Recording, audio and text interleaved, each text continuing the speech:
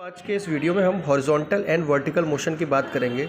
देखिए, पिछले जो भी क्वेश्चंस हमने किए थे, जो भी कॉन्सेप्ट देखे थे, तो उसमें हमने हॉरिजॉन्टल डायरेक्शन में F बराबर ma यानी कि force equals to mass into acceleration of the system को यूज़ किया था। ठीक है ना। यानी कि जिस डायरेक्शन में अप्लाइड फोर्स लगता है उस डायरेक्शन को नॉर्मली हम हॉरिजॉन्टल मान लेते हैं, अलोंग दी हॉरिजॉन्टल यानी कि क्षैतिज दिशा बोलते हैं।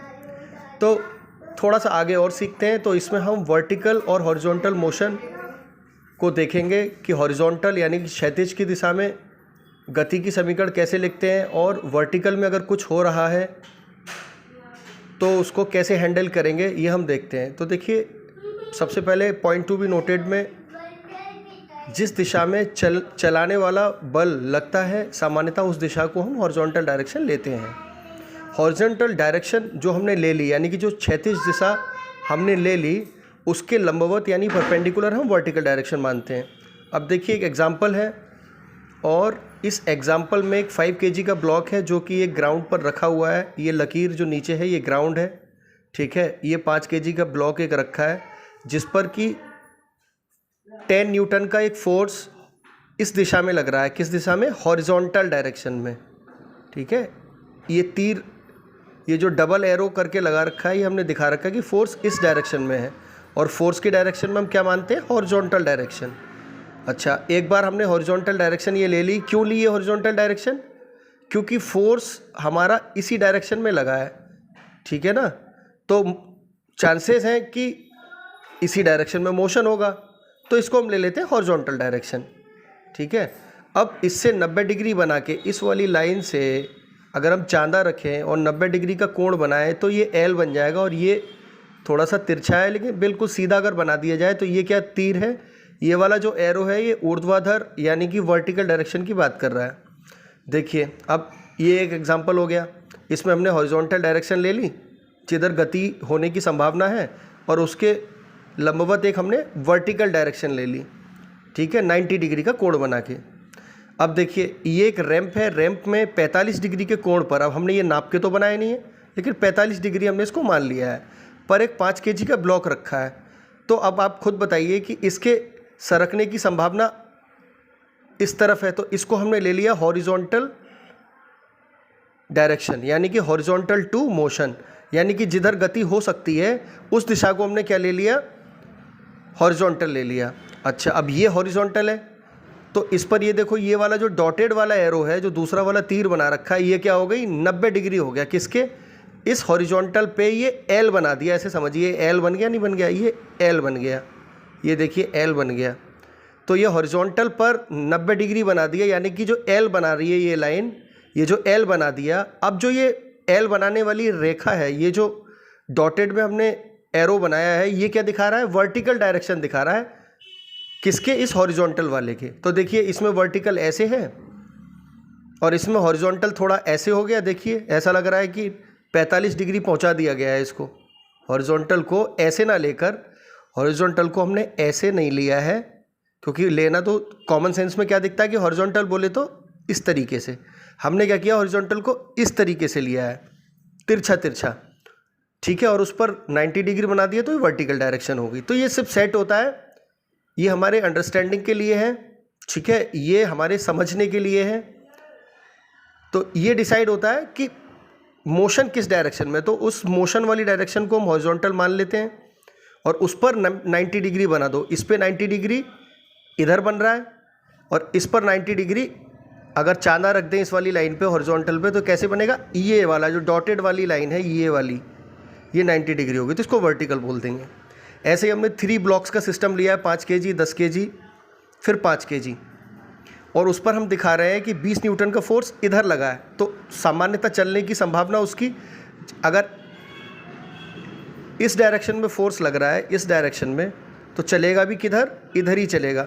तो इसलिए हमने देखो ये जो डॉटेड लाइन से दिखाया है, ये क्या दिखाया हमने? हॉरिजॉन्टल डायरेक्शन दिखाई है, क्योंकि चलने की संभावना ऐसे ऐसे होगी आगे पीछे। तो इस वाली लाइन को हमने क्या ले लिया है? हॉरिजॉन्टल।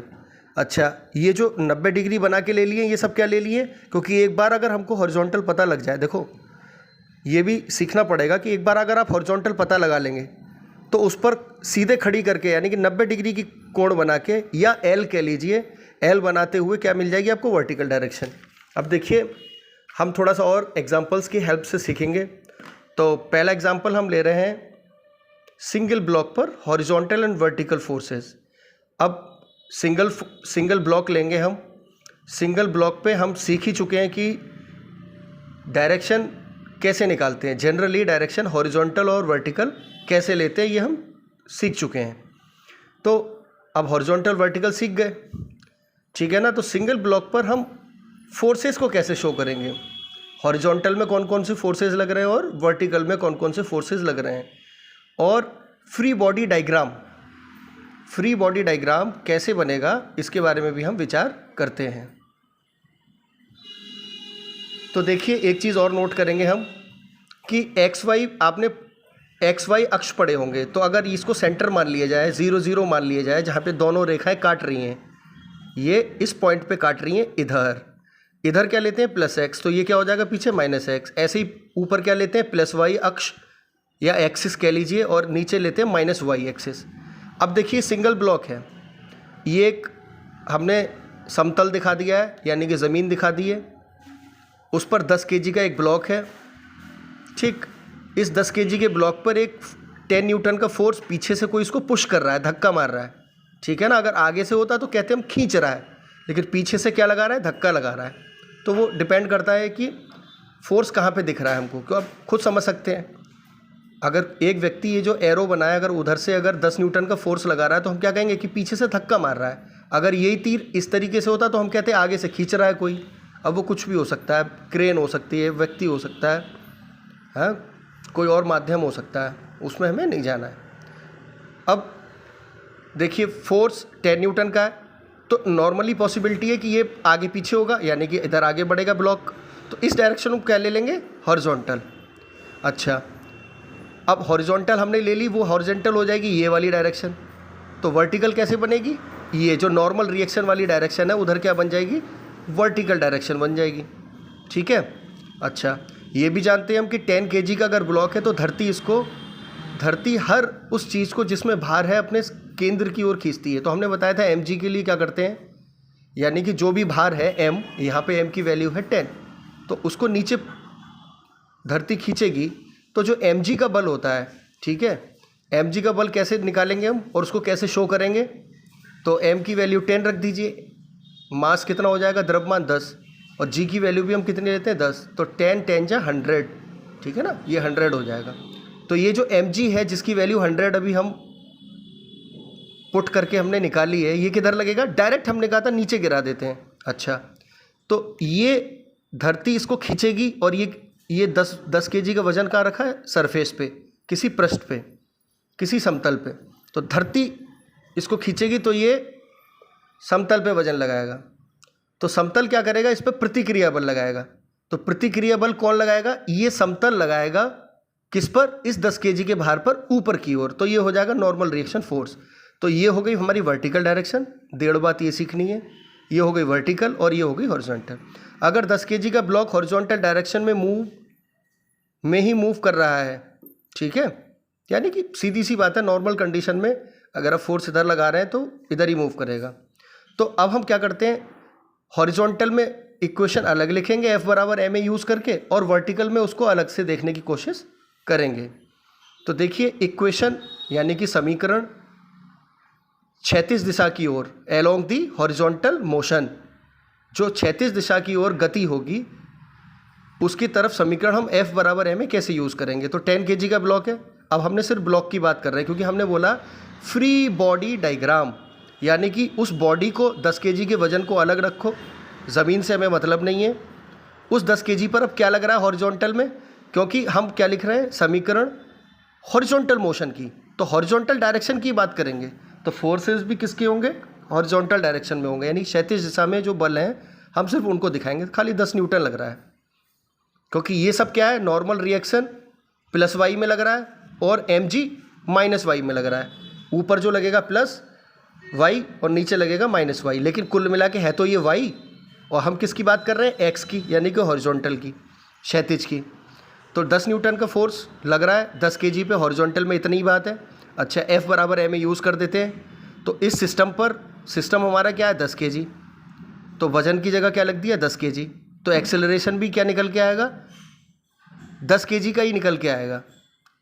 ठीक है, फोर्स किस पे लग रहा है 10 kg पर, लेकिन किस डायरेक्शन में लग रहा है। अब हमने क्या किया, सिस्टम के अलावा, सिस्टम तो हमने ये माना ही है क्योंकि एक ही वजन है, सिस्टम के साथ साथ हम ये देख रहे हैं डायरेक्शन के हिसाब से तोड़ लिया है हमने।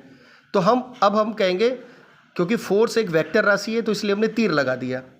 ठीक है, फोर्स एक वेक्टर राशि है, सदिश राशि है, तो हमने तीर लगा के शो कर दिया।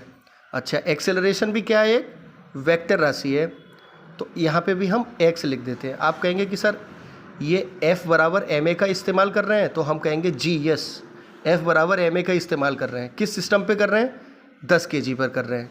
मगर ये x क्या आ गया सर, अब ये x इसलिए आ गया क्योंकि ये भी एक सदिश राशि है, वेक्टर है, और एक्सेलरेशन भी क्या होती है, एक वेक्टर क्वांटिटी होती है। तो हमने ये शो कर दिया यहाँ पर कि ठीक है सिस्टम हमारा ये है, ओके, लेकिन किस डायरेक्शन में हम बात कर रहे हैं, सिर्फ x में, तो हम x में ही फोर्स लेंगे। मास जो है वो वेक्टर होता नहीं है, तो वो x लो y लो, वो मास तो सेम रहेगा, तो इसलिए इसको नहीं छेड़ा है।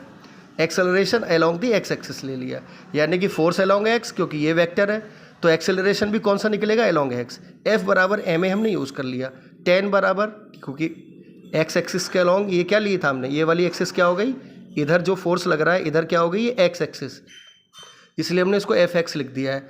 कितना लग रहा है 10 न्यूटन। वजन कितना है, वो चाहे x हो चाहे y हो, वजन जो है वो स्केलर क्वांटिटी है, यानी कि इसमें डायरेक्शन से कोई मतलब नहीं, वो 10 ही आएगा, चाहे x में रखो चाहे y में। अच्छा, एक्सेलरेशन अलोंग x एक्सिस हमने a मान लिया, या ax लिख लो कोई बात नहीं। तो एक्सेलरेशन की वैल्यू क्या आ गई, ये a बराबर हो जाएगा, ये 10 इसके नीचे चला जाएगा, कुल मिला के एक्सेलरेशन बचेगा 1 मीटर पर सेकेंड स्क्वायर। अब हम इसी ब्लॉक के लिए, क्योंकि ये तो हॉरिजॉन्टल वाली बात हो गई x की तरफ, अब हम y की तरफ भी बात करेंगे। तो इक्वेशन इसी 10 kg वाले सिस्टम की वर्टिकल मोशन यानी कि ऊर्ध्वाधर, ठीक है, 90 डिग्री पर ये जो हमें दिख रहा है, अब इसको देखते हैं। कह रहा है कि क्योंकि वजन ऊपर नीचे मूव नहीं कर रहा है, देखो वजन ऐसे चल रहा है जैसे कि ये पेन की कैप है, ये पेन की कैप है और ये पेन की कैप ऐसे मूव कर रही है, ये पेन की कैप फोर्स लगा रहे हैं हम और ये ऐसे मूव कर रही है। ठीक है, मान लो इसको पुश कर रहा है कोई, तो ये कैप इसमें ऊपर नीचे तो मूव कर नहीं रही है, धंस तो रही नहीं है। जैसे दलदल में कोई चीज़ आगे भी बढ़ेगी तो लेकिन धंसती भी जाएगी, मतलब हम ऊपर नीचे की बात कर रहे हैं। वो सिर्फ कहाँ मूव कर रही है, ऐसे मूव कर रही है, ऊपर नीचे मूव नहीं कर रही है। तो वो कह रहा है क्योंकि वजन ऊपर नीचे मूव नहीं कर रहा है, यानी कि वाई में मूव नहीं कर रहा है, इस वाली डायरेक्शन में, ये वाली जो डायरेक्शन है ये वाली, इसमें मूव नहीं कर रहा है, इसलिए नेट ड्राइविंग फोर्स वाई अक्ष की या वर्टिकल की तरफ ज़ीरो हो जाएगा। अब जब ऊपर नीचे कोई मूवमेंट है ही नहीं है, ऊपर नीचे कोई मूवमेंट है ही नहीं, मूवमेंट कहाँ है सिर्फ ऐसे, तो उसमें हमने लगा दिया। अब इसमें है ही नहीं, इसका मतलब क्या है कि नेट ड्राइविंग फोर्स ऊपर नीचे वाली डायरेक्शन में नहीं है, वाई डायरेक्शन में नहीं है, यानी इसका मतलब इक्वेशन में कैसे लिखेंगे कि net force along y axis कितना है, ज़ीरो। क्यों ये ज़ीरो हमने मान लिया है, ये ज़ीरो हमको इसलिए पता है, मान नहीं लिया, ये एक्चुअल में ही ज़ीरो है। क्यों ज़ीरो है, क्योंकि वाई, अगर कुछ फोर्स होता अगर वाई एक्सिस के अलोंग, चाहे प्लस में चाहे माइनस वाई में, तो दिखता कैसे, दिखता कि मोशन होता, ऊपर नीचे कोई चीज़ मूव कर नहीं रही है, यानी कि उस डायरेक्शन में तो नहीं है फोर्स, तो ज़ीरो। अब फोर्स वाई एक्सिस पर कितना है, ज़ीरो। क्यों, क्योंकि मूव नहीं कर रही है, इसलिए शून्य हो गई उसकी वैल्यू। अब इसको एम ए के बराबर रख सकते हैं, क्योंकि एफ बराबर हमेशा क्या होता है, एम ए। तो ज़ीरो बराबर वजन कितना है, मैंने कहा था 10 ही लेना है, क्योंकि वजन का दिशा से कोई मतलब नहीं है, चाहे आप एक्स में रख रहे थे तभी 10 kg था, आप वाई के लिए निकाल रहे हैं, अब एक्स की कोई बात नहीं हो रही है तो भी 10 ही रखेंगे। तो 0 इज इक्वल टू 10 इंटू ए, वजन की वैल्यू 10, kg हमने नहीं लगाया है क्योंकि वो कन्फ्यूज़न होगा, गुणा ए। अब ये 0 के नीचे चला जाएगा 10, यानी 0/10, यानी कि 10 में से 0 नंबर, तो एक्सेलरेशन की वैल्यू कितनी आ जाएगी, 0। अब आप कहेंगे सर ये ए वाई क्यों लिख दिया है, इसलिए लिख दिया है क्योंकि सब कुछ वाई एक्सिस के अलोंग बात हो रही है, तो इस पर भी हम क्या लगाते हैं, एक एरो। और इस पे भी हम क्या लगा दें, एक एरो। और ये कौन सा वाला है, वाई वाला हिस्सा है इसका। ठीक है साहब, ए वाई की वैल्यू आ गई 0। F net along y axis कितना है, 0। अच्छा, ए वाई की वैल्यू कितनी है, 0। अच्छा, अब ये ए वाई की वैल्यू कहाँ कितनी निकल आई, यहाँ से 0 की एक्सेलरेशन नहीं होगा। अच्छा, एक तो ये बात हो गई। अच्छा, ये भी पता है, ये तो हमें पहले ही पता लग गया कि जो नेट फोर्स है वाई की तरफ वो 0 है, क्योंकि कोई मोशन उस तरफ, कोई गति हो ही नहीं रही है। ठीक है, तो इसको आप ऐसे समझ लीजिए, किसी की जेब में पैसा ही नहीं है तो ख़रीदारी क्या करेगा। मान लीजिए उसको उधार मिलना नहीं है, तो जेब में पैसा है तभी ख़रीदारी करेगा ना। ऐसे ही जब फोर्स है ही नहीं तो मोशन क्या होगा, कुछ नहीं होगा, तो इसलिए एक्सेलरेशन 0। अच्छा, अब ये तो 0 है तो इसको फिर से लिख लेते हैं, F net along y axis बराबर 0। वो पहले निकल आया, एक रिज़ल्ट तो हमें ये मिल गया कि ए वाई की वैल्यू 0 होगी। अब फिर से इसको यूज़ कर लेते हैं, ये जो ऊपर वाली लाइन है इतनी सी, कि F net along y axis कितना हो जाएगा, 0 हो जाएगा। अच्छा, 0 हो जाएगा, ये तो 0 रख देते हैं। लेकिन ये वाई एक्सिस पर नेट फोर्स है कितने, कौन कौन से हैं, तो हम कहेंगे कि वाई एक्सिस की बात कर रहे हैं तो ये हो गई वाई एक्सिस। एक नॉर्मल रिएक्शन फोर्स है जिसको हम ले रहे हैं एन, जो कि है प्लस के साथ, क्योंकि प्लस वाई में है। देखो ये किस में है, प्लस वाई में। N minus m g, minus क्यों लिख रहे हैं, क्योंकि वो वाला जो फोर्स है, एम जी वाला जो बल है वो किधर है, माइनस वाई की तरफ है। तो एन माइनस एम जी, ये कहाँ से निकाल दिया हमने, इससे निकाल दिया, क्योंकि वाई एक्सिस पे लगी दो फोर्स रहे हैं, एक ऊपर तो जो प्लस में हो जाएगा और एक नीचे जो कि माइनस में हो जाएगा। तो अब हमने बताया था कि नेट में क्या करते हैं हम लोग, चिन्ह के साथ लिख देते हैं। तो एन माइनस एम जी 0, यानी कि यहाँ से क्या निकल आया कि एन बराबर एम जी। अब स्मॉल एम ले लो, आप कहेंगे कि सर कैपिटल एम लिया है तो आप ऐसे लिख लो, लेकिन यहाँ से एक चीज़ और समझ में आ गई, ऊपर समझ में आया कि एक्सेलरेशन 0 होगा, और यहाँ से नीचे वाले रिजल्ट से समझ में आ गया कि नॉर्मल रिएक्शन किसके बराबर हो जाएगा, एम जी के बराबर हो जाएगा, यानी कि एन बराबर एम जी के बराबर हो जाएगा। यानी कि ये जो फोर्स है जो कि ऊपर की तरफ लग रहा है 10 kg वाले वजन पे, ये किसके बराबर होगा, एम जी के बराबर होगा। एम जी की वैल्यू कितनी आई थी, एम जी की वैल्यू कितनी आई थी, एम की वैल्यू थी 10 किलो और जी की वैल्यू थी 10 मीटर प्रति सेकंड स्क्वायर पर सेकंड स्क्वायर, यानी कि 100 10 10 100, और ये केजी और ये मीटर पर सेकंड स्क्वायर मिला के आ जाएगा न्यूटन। कहने का मतलब ये है कि धरती इस पर 10 केजी को 100 न्यूटन के फोर्स के साथ नीचे खींचेगी, तो इसे नीचे जाना चाहिए था। लेकिन ये जो ज़मीन है, ये जो फर्श है, ये वापस से, क्योंकि इस पर ये पुश, ये दबाव 100 न्यूटन का किसको पड़ेगा, देखो खींच ये धरती रही है, खींच कौन रहा है, धरती, किसको, 10 केजी के वजन को नीचे की ओर, एम जी, जो कि कितना निकल के आया, 100 न्यूटन। धरती खींच रही है, लेकिन ये वजन है किस पे, ज़मीन पे, फर्श पे। फर्श को आएगा गुस्सा, फर्श कहेगा तुम हमारे ऊपर पुश लगा रहे हो, ठीक है हम तुमको नॉर्मल रिएक्शन दे देते हैं। तो ये फर्श लगाएगा 10 केजी पर ऊपर की तरफ नॉर्मल रिएक्शन। लास्ट में क्या निकल आया, एन बराबर एम जी, यानी कि नॉर्मल रिएक्शन की वैल्यू भी कितनी होगी, एम जी के बराबर, और एम जी हमने कितना निकाला है ऊपर, 100 न्यूटन। यानी कि यहाँ से हम ये भी निकाल देंगे कि नॉर्मल रिएक्शन फोर्स कितना हो जाएगा, 100 न्यूटन हो जाएगा। नॉर्मल रिएक्शन फोर्स भी कितना हो जाएगा, 100 न्यूटन होना भी चाहिए। मान लीजिए नीचे लग रहा है 100 लग रहा है नीचे की तरफ, और ऊपर सिर्फ लग रहा है 80, तो क्या होगा, वर्टिकल डायरेक्शन में भी मोशन शुरू हो जाएगा, जैसे आदमी दलदल में फंस जाता है। यही होता है ना, जब आप दलदल में चलते हैं तो क्या होता है, दलदल में चलने पर ये होता है कि जो आपका बॉडी का वजन है, जो एम जी है वो नीचे की तरफ लग रहा है, वो ज़्यादा लगेगा, और जो दलदली ज़मीन है वो उतना नॉर्मल रिएक्शन नहीं दे पाएगी। अगर ये बराबर हो जाएगा तो यानी कि कोई भी मोशन वर्टिकल में नहीं होगा, ऊपर नीचे नहीं होगा। और अगर ये गड़बड़ हो गया, जैसे दलदल में हो जाता है, तो एम जी की वैल्यू ज़्यादा होगी, एम जी की वैल्यू मान लो 100 होगी, तो नॉर्मल रिएक्शन उस केस में 80 70 95 जो भी होगा, लेकिन 100 से कम होगा। अब ये mg वाला फोर्स ज़्यादा डोमिनेट कर जाएगा, ये ज़्यादा लग रहा है, तो क्या होगा, आप धीरे धीरे नीचे धंसते जाओगे, आगे भी बढ़ोगे और नीचे भी धंसते जाओगे। ठीक है, चलिए अब हम बात करते हैं एक और एग्जांपल की, जिसमें हम एक्सेलरेशन निकालना है हमें। 5 kg 10 kg का वज़न है, एक मासलेस यानी कि एक वजनहीन रस्सी से, जिसको हम आइडियल स्ट्रिंग भी बोलते हैं, मासलेस स्ट्रिंग भी बोलते हैं, उससे लगा हुआ है।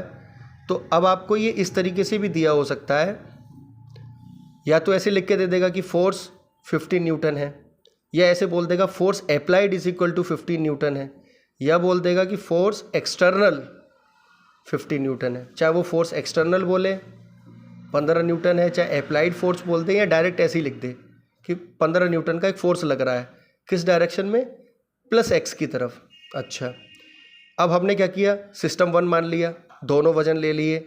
हमें ये भी पता है कि रस्सी के और पॉइंटों का जो वजन, वो जो टेंशन फोर्स है, रस्सी में बहुत सारे पॉइंट होंगे, लेकिन सिर्फ एंड पॉइंट जहाँ पे ये टच हो रही है रस्सी 5 kg से, और इधर कहाँ टच हो रही है, ये 10 kg से। तो जो रस्सी जस्ट जहाँ इस वजन पे चिपकी है या बंधी है, जो बिल्कुल एंड है, उन दोनों वाला टेंशन फोर्स बचेगा। ठीक है, रस्सी की बात कर रहे हैं, बाकी सारा कैंसिल हो जाता है। हमने दिखाया था हर पॉइंट पे बराबर होता है। ठीक है, 15 न्यूटन का फोर्स इधर लग रहा है, सिस्टम में दोनों चीज़ कवर कर ली। 15 न्यूटन इसी पे टच करके लग रहा है, तो ये भी इसका हिस्सा हो गया। अब हम क्या करते हैं, क्योंकि इस डायरेक्शन में फोर्स लग रहा है, तो हम हॉरिजॉन्टल की इक्वेशन लिखते हैं पहले। तो कंसीडरिंग हॉरिजॉन्टल मोशन, ठीक है, क्षैतिज पर, यानी कि एक्स की बात कर रहे हैं, प्लस एक्स माइनस एक्स मिला के हम बात कर रहे हैं। ठीक है, प्लस एक्स और माइनस एक्स को मिला के हम क्या बोलेंगे, हॉरिजॉन्टल डायरेक्शन। तो उधर ही मोशन की बात कर रहे हैं हम।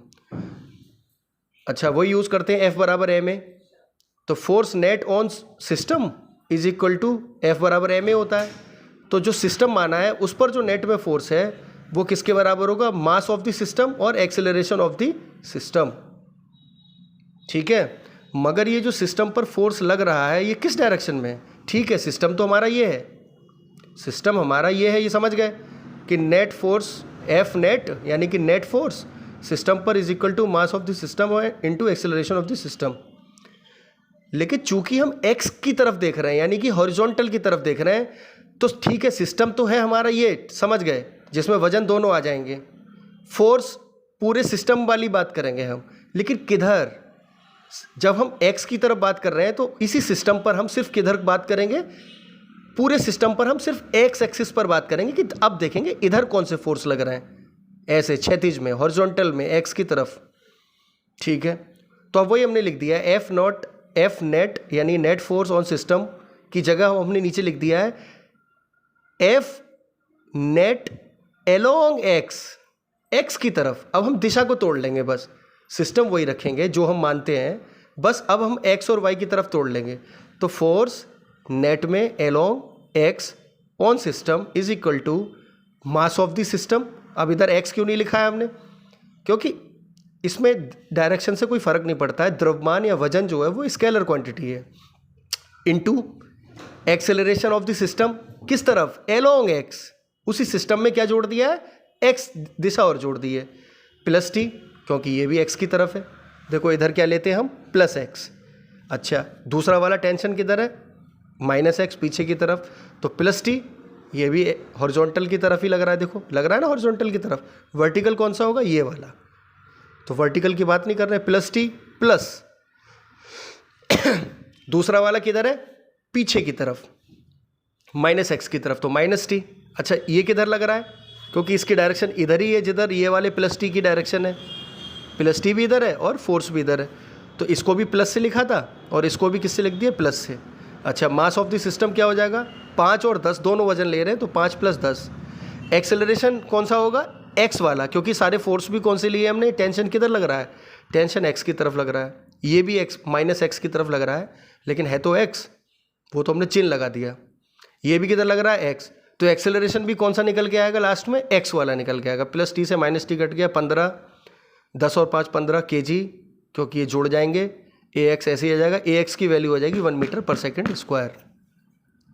ठीक, नोट करने वाली बात है कि ax यानी कि x दिशा की ओर त्वरण 5 kg और 10 kg वजन के लिए सेम होगा। अब आप खुद बताइए कि इस कंडीशन में जैसे ये वजन था, ये वजन 15 न्यूटन का फोर्स की वजह से इधर भाग रहा था। अब जब ये इधर भाग रहा था तो मान क्या लेते हैं, अब तो हमने निकाल दिया कि एक्सेलरेशन 1 मीटर पर सेकंड स्क्वायर का होगा। अगर 15 न्यूटन का फोर्स अगर आप लगा दोगे इन दोनों वजनों पर और एक ऐसी रस्सी होगी जो हमने बताई है पीछे भी, तो क्या निकल के आया कि उस कंडीशन में एक्स एक्सिस की तरफ यानी कि क्षैतिज की तरफ 1 मीटर पर सेकंड का स्क्वायर होगा, 1 मीटर पर सेकंड स्क्वायर का एक्सेलरेशन होगा, 1 मीटर पर सेकंड स्क्वायर का एक्सेलरेशन होगा। तो आप खुद बताइए, आप चाहे इसको देखो, इसमें भी क्या दिखेगा कि ये 1 मीटर पर सेकंड स्क्वायर के त्वरण के साथ इधर को भाग रहा है। पीछे वाला भी कैसे दिखेगा, क्योंकि इसके साथ ही भाग रहा है ना, रस्सी कोई स्प्रिंग तो है नहीं, ठीक है। अब रस्सी साथ में रखनी है, जब तक रस्सी नहीं टूटेगी तो 5 kg वाला भी कैसे दिखेगा, 1 मीटर पर सेकंड स्क्वायर से।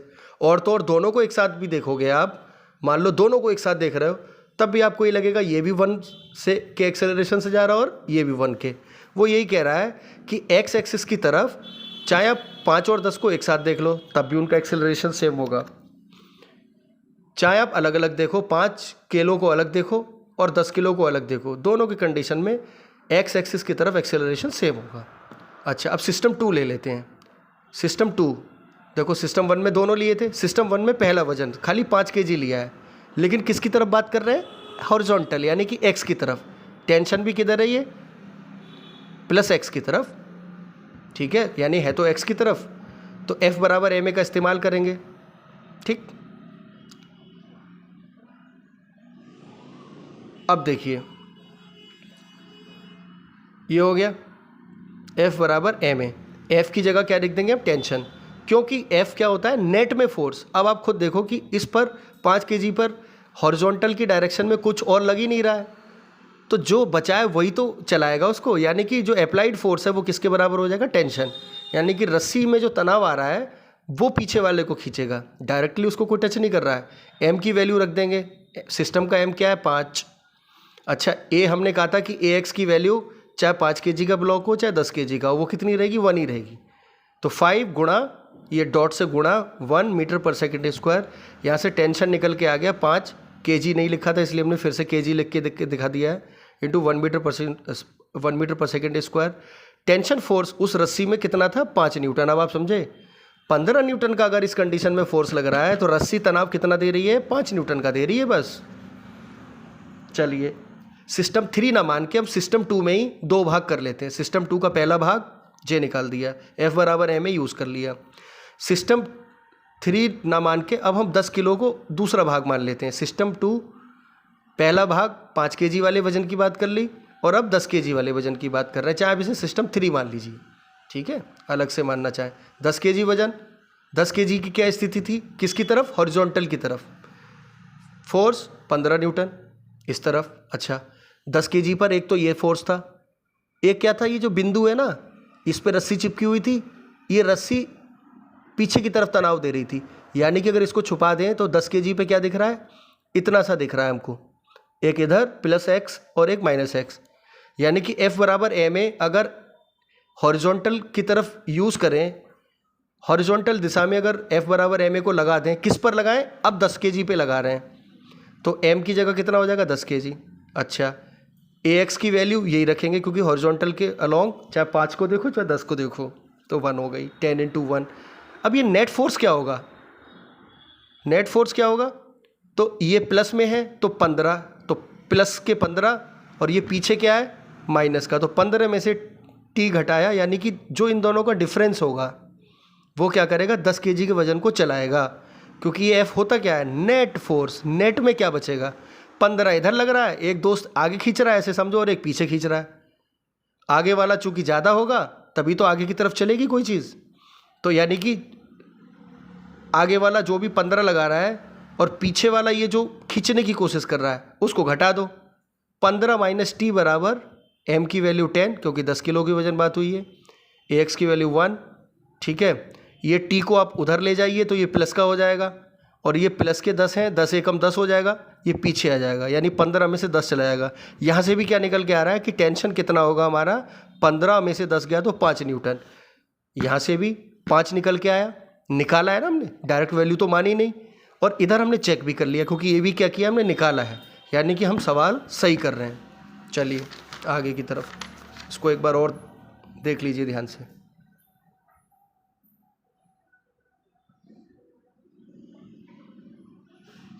चलिए अब वाई एक्सिस की तरफ, तो खाली पहले 5 किलो का वजन लिया। 5 किलो पे क्या हो रहा होगा, इस 5 किलो को धरती परेशान कर रही होगी, इस पे mg लग रहा होगा। m की वैल्यू 5 रख दो, 5 kg। g की वैल्यू, स्मॉल g की वैल्यू गुरुत्वीय त्वरण होता है, ये एक्सेलरेशन ड्यू टू ग्रेविटी बोलते हैं इसको इंग्लिश में। 10 मीटर पर सेकंड स्क्वायर कितना हो गया, 50 न्यूटन। यानी कि 5 kg वजन को ऐसा लग रहा होगा कि धरती हमें कितना खींच रही है, 50 न्यूटन का फोर्स लगा रही है। लेकिन ये वजन कहाँ पे टिका है, ये ज़मीन पे टिका है। ज़मीन क्या है, पक्की और मजबूत है, फर्श है। फर्श क्या करेगा, अच्छा तुम हमारे ऊपर फोर्स लगा रहे हो, हम तुम्हारे ऊपर एक्शन का रिएक्शन करेंगे, हम तुम्हारे ऊपर एक्शन का रिएक्शन करेंगे। फर्श लगाएगा इस 5 kg पे ऊपर की तरफ नॉर्मल रिएक्शन। अब हम यूज़ कर लेंगे F बराबर ma, कहाँ पर, वर्टिकल की तरफ। इसलिए हमने F y कर लिया और m के साथ तो डायरेक्शन का चक्कर है नहीं क्योंकि ये वेक्टर नहीं है, इधर a y कर लिया। आप कहेंगे एरो लगा लें, लगा लो, कोई बात नहीं, लो लगाओ,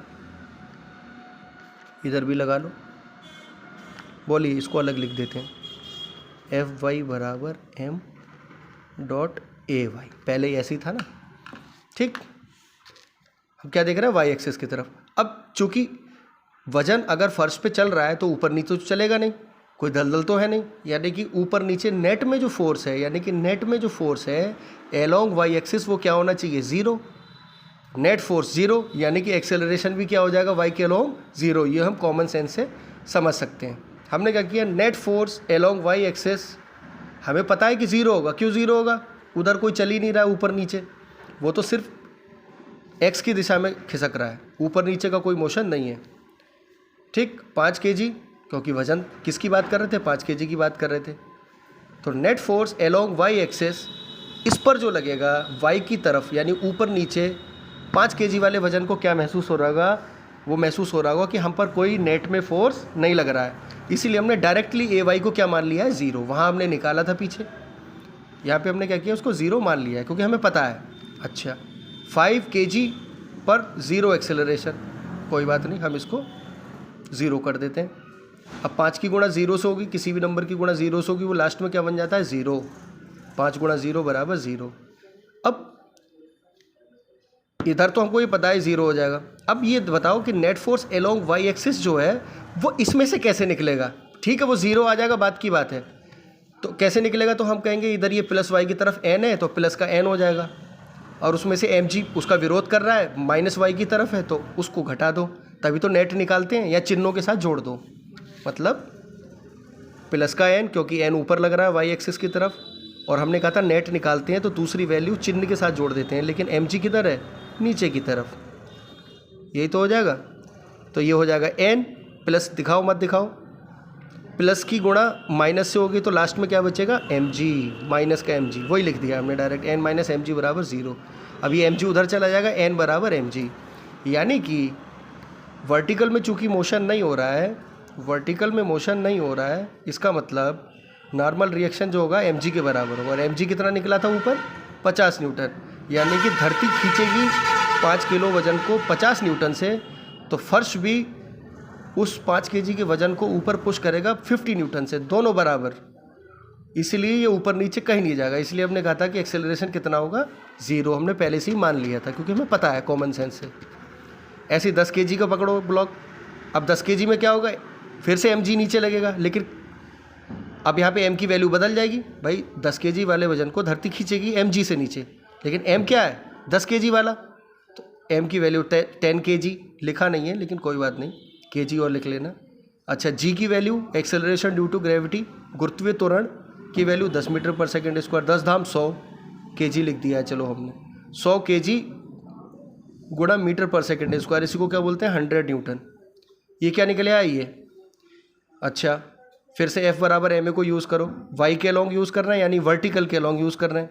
हमें पता है कि वर्टिकल में कोई मोशन हो नहीं रहा है, ठीक है, क्योंकि फर्श है, दलदल तो है नहीं। यानी कि एफ वाई बराबर एम की वैल्यू जो भी होगी 10, क्योंकि खाली सिस्टम में हमने क्या लिया है 10, ऊपर सिस्टम में क्या लिया था 5, 10 एम की वैल्यू चलो अभी रखी नहीं है, 10 रख सकते थे, लेकिन ए वाई क्या होगा हमें पता है, जब मूव ही नहीं कर रही है कोई चीज़, जब चल ही नहीं रही है तो क्या एक्सेलरेशन। अब हम सोफे पे बैठे हुए हैं, ना हमारी स्पीड है ना हमारा एक्सेलरेशन है, तो स्पीड भी ज़ीरो एक्सेलरेशन भी ज़ीरो, हिल ही डुल नहीं रहे, ठीक है। तो एम ए वाई की वैल्यू ज़ीरो। अब एम 10 रख भी दोगे तो 10 गुणा ज़ीरो ज़ीरो ही आएगा। अब हम क्या करेंगे यहाँ पर 10 kg वाले को धरती खींचेगी, लेकिन ये फर्श पे टिका है तो ये फर्श को पहले परेशान करेगा, यानी कि लोड किस पे पहुंच जाएगा फर्श पे, फर्श को बुरा लगेगा, फर्श कहेगा 10 kg पे हम तुम पे नॉर्मल रिएक्शन लगा रहे हैं, यानी कि जो बचेगा वही नेट फोर्स वाली बात n माइनस एम जी इधर रख देंगे। अब आप चाहे तो इसको n2 ले लो, आप कहेंगे सर आप n यूज़ कर रहे हैं, अरे वो नॉर्मल चिन्ह ले लिया है, नॉर्मल रिएक्शन का पहला अक्षर n ले लिया है।